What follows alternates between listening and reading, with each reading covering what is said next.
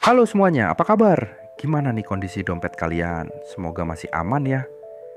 Kali ini kita mau ngobrol santai soal keuangan. Mungkin kalian pernah ngerasa rasanya duit tuh cepet banget habisnya? Padahal udah gajian belum lama ini. Tenang, kamu nggak sendirian. Banyak orang ngalamin hal yang sama. Masalahnya, ada kesalahan-kesalahan kecil yang sering banget kita lakuin. Dan tanpa sadar hal-hal itu bikin kita susah nabung, apalagi jadi kaya. Nah, di video ini saya bakal bahas 10 kesalahan keuangan yang bikin hidup kita pas-pasan. Sebenarnya, jika kalian sudah sering menonton video-video tentang keuangan di channel ini, mungkin kalian akan menemukan beberapa poin yang sebenarnya sudah sering saya singgung di video-video sebelumnya. Namun, saya akan menyematkan kembali di video ini. Alasannya sederhana. Saya harap poin-poin tersebut akan menjadi pengingat buat kita semua, agar kita terhindar dari kesalahan-kesalahan finansial yang bisa terjadi kepada kita. Semoga setelah nonton ini, kalian jadi lebih paham apa yang harus dihindari supaya finansial kalian makin sehat.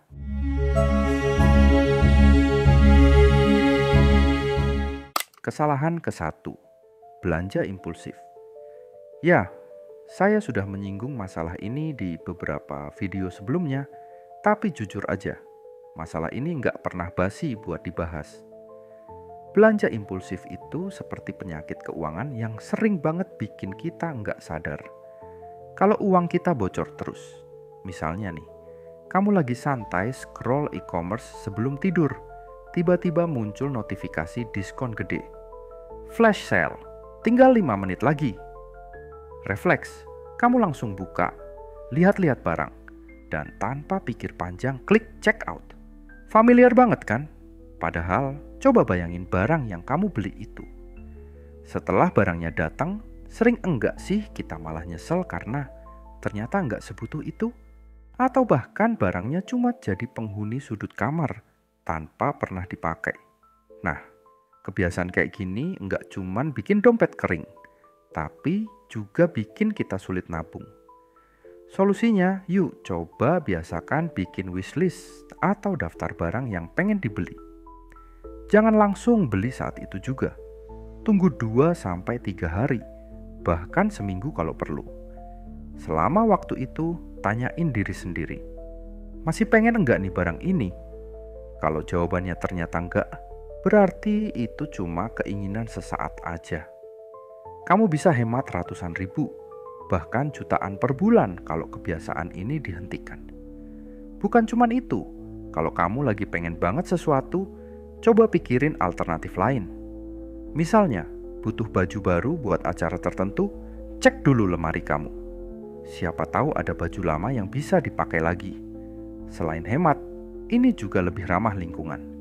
Jadi, mulai sekarang, yuk lebih bijak sebelum klik beli sekarang. Kesalahan kedua, kebiasaan merokok. Maaf sebelumnya saya nggak bermaksud menyinggung para perokok ya. Tapi kita harus jujur sama diri sendiri. Rokok itu salah satu pengeluaran besar yang sering nggak kita sadari. Coba deh, siapa di sini yang masih ngerokok? Kalau iya, yuk kita hitung bareng-bareng. Misalnya, satu bungkus rokok harganya 30.000 dan kamu habis satu bungkus per hari. Dalam sebulan itu udah 900.000. Kalau setahun totalnya jadi 10,8 juta. Sekarang bayangin uang sebanyak itu, apa aja yang bisa kamu lakuin? Bayar uang sekolah, liburan, atau bahkan mulai usaha kecil-kecilan. Menurut data dari Badan Pusat Statistik, jumlah perokok di Indonesia itu sekitar 69 juta orang. Kalau tiap orang habis 30.000 sehari buat rokok, dikali 1 tahun, jumlahnya bisa triliun rupiah. Itu duit yang luar biasa besar, yang sebenarnya bisa dipakai untuk hal-hal yang lebih produktif. Tapi masalahnya bukan cuma di uang guys. Rokok juga punya dampak buruk untuk kesehatan. Dan kalau udah sakit, biaya rumah sakitnya jauh lebih mahal daripada harga rokok itu sendiri. Jadi, ini kayak efek domino. Uang keluar terus, kesehatan juga terancam. Kalau kamu mau mulai berhenti, ada beberapa cara yang bisa dicoba. Salah satunya adalah gabung komunitas berhenti merokok. Biasanya di sana kamu akan dapat dukungan moral dari orang-orang yang lagi berjuang bareng. Selain itu, coba alihkan uang rokok ke investasi kecil-kecilan. Misalnya, daripada beli rokok 30.000 per hari, taruh uang itu di reksadana pasar uang. Dalam 10 tahun, uang kamu bisa tumbuh jadi ratusan juta loh. Jangan lupa, berhenti merokok memang butuh waktu dan usaha. Tapi, setiap langkah kecil yang kamu ambil itu udah berarti banget. Yuk, mulai dari sekarang. Karena kamu layak punya hidup yang lebih sehat dan bebas finansial. Kesalahan ketiga, lupa bayar tagihan tepat waktu. Lupa bayar tagihan itu sepele, tapi dampaknya bisa panjang. Bayangin aja, denda keterlambatan mungkin cuma 2-3% per bulan. Tapi kalau kamu telat tiap bulan, jumlahnya jadi numpuk tanpa terasa. Contohnya, kalau kamu punya tagihan kartu kredit sebesar 5 juta dan lupa bayar tepat waktu, kamu bisa kena denda 150.000. Nah, denda ini mungkin kelihatan kecil, tapi kalau diakumulasi selama setahun, kamu udah buang 1,8 juta cuma buat bayar keterlambatan. Enggak cuma itu, kebiasaan lupa bayar tagihan juga bikin reputasi keuangan kamu jelek. Bank atau lembaga keuangan bisa menganggap kamu kurang disiplin, dan itu bakal menyulitkan kalau suatu saat kamu butuh pinjaman. Solusinya, coba setel pengingat di HP untuk semua tagihan yang jatuh tempo, mulai dari listrik, air, sampai kartu kredit. Kalau kamu takut lupa terus, aktifkan fitur auto debit di rekening bank kamu. Dengan cara ini, tagihan bakal otomatis terbayar begitu gajian masuk. Jadi, nggak ada lagi alasan untuk lupa. Jangan lupa juga buat nyisihin dana khusus setiap bulan, supaya uangnya selalu siap. Ingat, setiap rupiah itu berarti banget. Apalagi kalau kamu punya rencana keuangan jangka panjang. Kesalahan keempat, minum kopi atau nongkrong di kafe mahal. Sebagai penikmat kopi, saya ngerti banget godaannya. Aroma kopi yang baru diseduh, suasana kafe yang nyaman, belum lagi obrolan santai sama teman-teman. Tapi, coba pikir lagi. Berapa banyak uang yang kamu habiskan buat hobi ini? Harga kopi kekinian rata-rata 25.000 sampai 50.000 per gelas. Kalau kamu nongkrong tiap hari dan pesan 1 gelas aja, itu udah 750.000 sampai 1,5 juta per bulan. Dalam setahun, kamu udah keluarin lebih dari 18 juta buat kopi doang. Belum lagi kalau nongkrongnya sambil pesan camilan atau makanan berat. Total pengeluaranmu bisa lebih besar dari yang kamu sadari. Padahal, uang segitu sebenarnya bisa dialihkan untuk hal lain. Misalnya investasi, nabung, atau bahkan buat liburan impian. Tipsnya, investasikan uang itu buat beli alat kopi sederhana di rumah. Dengan modal kurang dari 500.000, kamu udah bisa beli French press atau V60 lengkap dengan biji kopi berkualitas. Bikin kopi sendiri juga punya keasikan tersendiri. Kamu bisa bereksperimen dengan berbagai metode dan rasa tanpa harus keluar banyak duit. Plus, kalau kamu lagi sibuk, bikin kopi di rumah jauh lebih praktis daripada harus keluar cari kafe. Hemat, enak, dan tetap bisa menikmati kopi favoritmu. Kesalahan kelima, langganan yang enggak kepakai.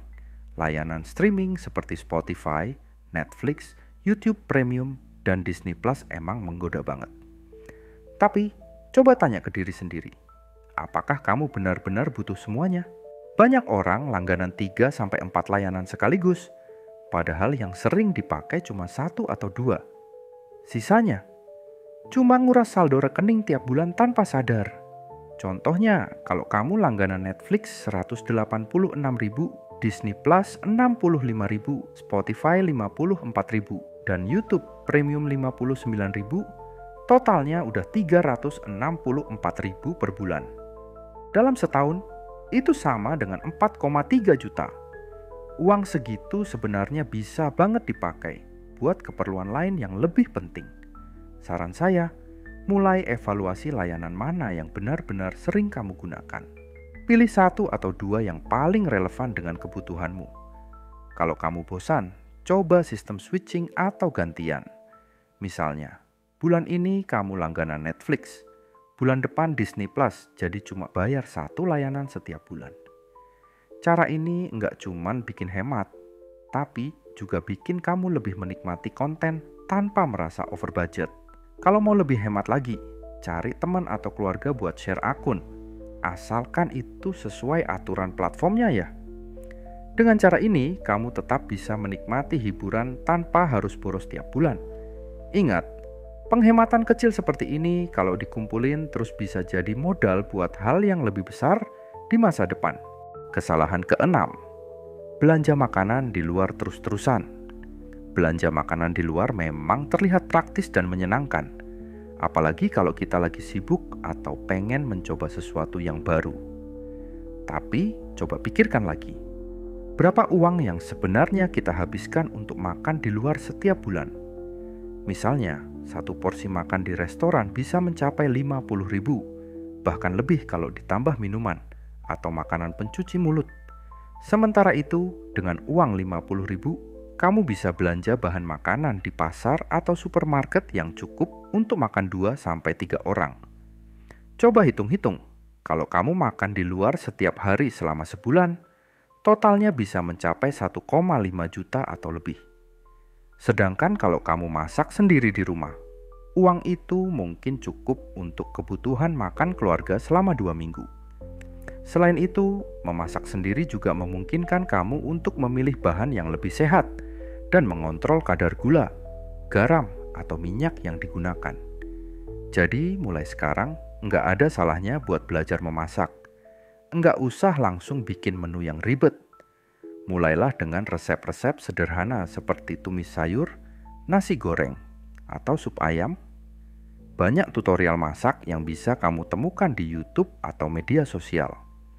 Selain hemat, masak sendiri di rumah juga bisa jadi kegiatan yang menyenangkan dan bikin kamu lebih kreatif.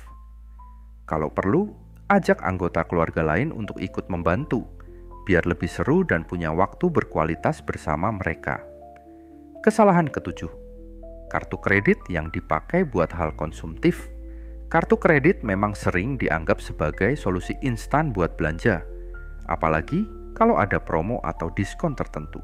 Tapi banyak orang terjebak dengan kemudahan ini dan akhirnya pakai kartu kredit tanpa pikir panjang. Alhasil, tagihan menumpuk, bunga berjalan, dan akhirnya bikin kepala pusing.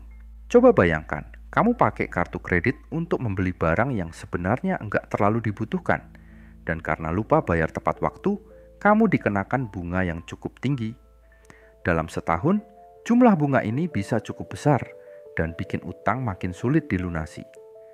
Utang kartu kredit bukan cuma masalah finansial, tapi juga bisa memengaruhi kesehatan mental karena rasa stres yang ditimbulkan. Tipsnya, batasi penggunaan kartu kredit hanya untuk kebutuhan mendesak, seperti keperluan darurat atau cicilan tanpa bunga. Kalau ada promo cashback atau diskon, pastikan itu benar-benar sesuai kebutuhanmu, bukan sekadar keinginan sesaat. Selain itu, usahakan untuk selalu membayar tagihan tepat waktu, atau lebih baik lagi, bayar penuh setiap bulan. Kalau kamu merasa kesulitan mengontrol penggunaan kartu kredit, mungkin ini saatnya untuk mempertimbangkan kembali apakah kamu benar-benar membutuhkannya. Kesalahan ke-8, beli barang mewah untuk gengsi. Pernah ngerasa harus punya barang branded biar bisa kelihatan keren di depan orang lain? Tenang, kamu enggak sendirian. Banyak orang yang berpikir kalau pakai barang bermerek, mereka akan lebih dihormati atau diterima dalam pergaulan. Tapi coba deh renungkan, apakah itu benar-benar bikin kamu bahagia atau cuma beban finansial aja? Beli barang mewah hanya demi gengsi sebenarnya adalah jebakan sosial. Seringkali kita terpengaruh sama tren atau tekanan dari media sosial yang membuat seolah-olah kita harus punya barang tertentu agar dianggap sukses. Padahal barang-barang tersebut seringkali harganya jauh di atas kemampuan finansial kita. Akhirnya kita malah mengorbankan hal-hal penting lain demi memenuhi kebutuhan yang sifatnya cuma sementara. Solusinya, fokuslah pada kualitas barang, bukan mereknya. Banyak produk lokal atau merek yang lebih terjangkau dengan kualitas yang enggak kalah bagus. Dengan cara ini, kamu tetap bisa tampil percaya diri tanpa harus menguras tabungan. Selain itu, cobalah untuk lebih menghargai barang-barang yang sudah kamu miliki dan gunakan dengan maksimal. Ingat, yang penting adalah fungsi dan kenyamanan, bukan logo yang menempel di barang tersebut. Kesalahan terakhir, investasi tanpa ilmu. Di era media sosial, investasi seringkali terlihat seperti tren yang wajib diikuti. Mulai dari saham, kripto, sampai properti. Banyak orang tergoda buat nyemplung tanpa benar-benar paham cara kerjanya. Akibatnya, bukannya untung, malah buntung. Misalnya, ada orang yang ikut-ikutan beli saham karena dengar dari teman kalau harganya bakal naik. Sayangnya, mereka nggak tahu kalau saham itu penuh risiko, dan dalam seminggu nilainya bisa turun drastis. Atau yang lebih parah, ada yang tergoda investasi bodong yang menjanjikan untung besar dalam waktu singkat. Solusi untuk masalah ini, pelajari dasar-dasar investasi sebelum mulai. Pahami dulu apa itu saham, reksadana, atau obligasi, dan kenali profil risikomu sendiri. Kalau kamu tipe orang yang enggak suka risiko besar, mulai dari instrumen yang lebih aman, seperti reksadana pasar uang atau deposito. Investasi itu bukan soal ikut-ikutan, tapi soal rencana jangka panjang. Mulailah dengan nominal kecil yang kamu rela kehilangan kalau hasilnya enggak sesuai harapan. Gunakan platform yang terpercaya dan baca ulasan dari sumber-sumber yang kredibel. Ingat, kunci sukses investasi bukan pada seberapa cepat kamu mulai, tapi seberapa baik kamu mempersiapkan diri.